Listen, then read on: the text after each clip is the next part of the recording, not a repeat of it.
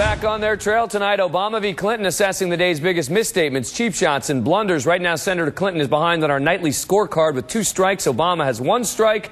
Next up, Bill Clinton hit the campaign trail in West Virginia today. He lashed out at the recent resignations from both campaigns over controversial comments.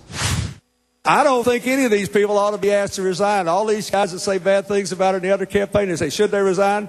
My answer is no. They're repeating party line. They ought to stay right where they are. I'm calling this one a Clinton blunder. Where was he earlier this month when the Clinton campaign was saying this about then Obama advisor Samantha Power? Quote, "We're calling on Senator Obama to make it clear that Samantha Power should not be part of this campaign. This is an important test for Senator Obama. He has to make a public statement and separate himself from Samantha Power." Bill Press, how do you explain that one?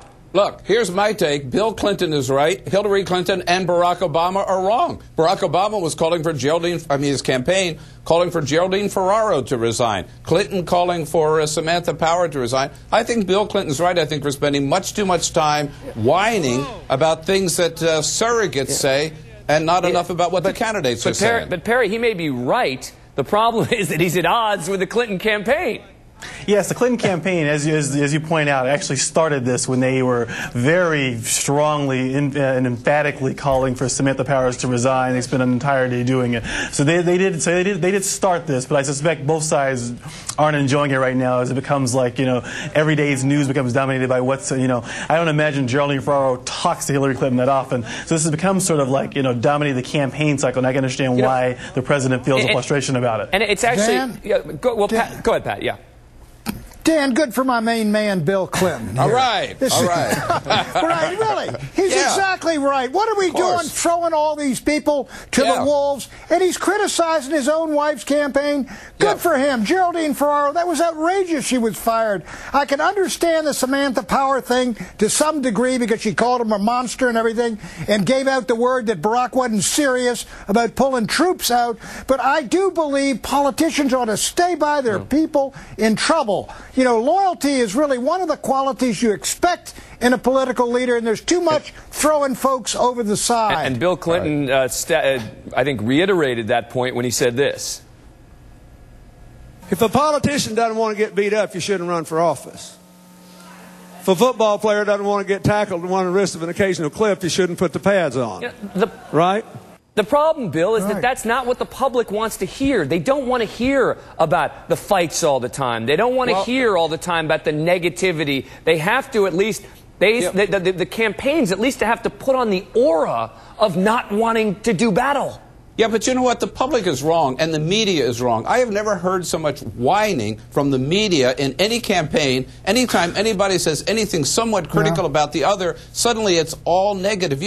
Grow up. That's what campaigns are all about. I'm going to make this personal. Dan, I'm going to let... Hang on one second, Pat. The best thing Harry Truman did was to go out to Pendergast's funeral, the old criminal. He stood by his buddy at his funeral, and even people who disagreed with Truman said he was right to do it. I want to take what Bill Press just said about the media, and I'm going to make it seem like he just said it about Perry, who's part of the media. At the Washington Post, he didn't, of course, specifically say it, but Perry, what do you make of that? I mean, Bill is basically saying that the media covering this have been whining and complaining all the time about this one's got to go, that one's got to go. What do you make of it?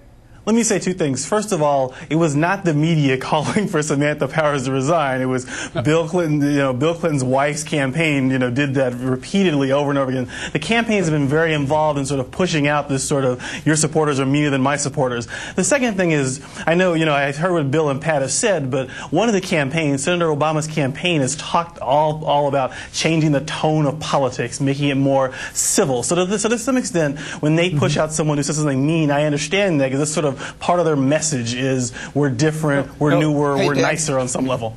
Dan, maybe my point got lost. My point is this, that there's so much writing and complaining about how negative this campaign has gotten. Listen, I've covered negative campaigns. Pat's covered negative campaigns. This is not one of them. But when you make Perry's point is when you make it an issue, when you make civility an issue in the campaign, you got to live and die by it. Clinton gets the strike on this one. Dan, what about Merrill McPeak, who's accused Bill Clinton to being Senator Joe McCarthy. Yeah. They didn't bounce him, did they? Look, we went after, we gave the Obama campaign a blunder on that one already. So that we've addressed that issue on this program, giving us 3 strikes tonight against Clinton, 1 against Obama going into tonight's final round.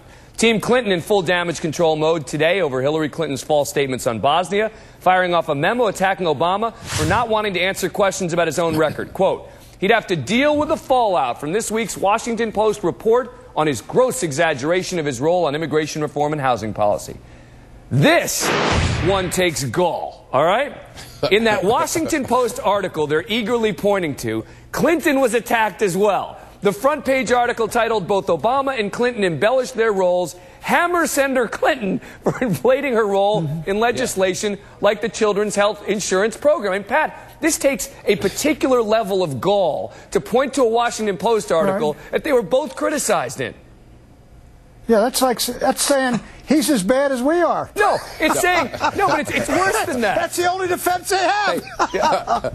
Hey, Dan, you've got to have a lot of chutzpah to run for office, Dan. But this is beyond chutzpah. Come on. No, but here's what I loved about that article. That article showed. The article showed that Obama's exaggerated what he did about immigration or housing and other stuff, and it also showed that Hillary's exaggerated Northern Ireland and Bosnia. But Hillary can't then point to the article saying he doesn't want to deal with what's in that article. It's crazy. All right, well, Clinton is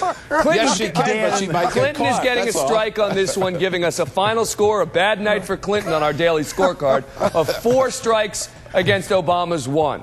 Pat Buchanan, Perry Bacon, thanks a lot. Appreciate it.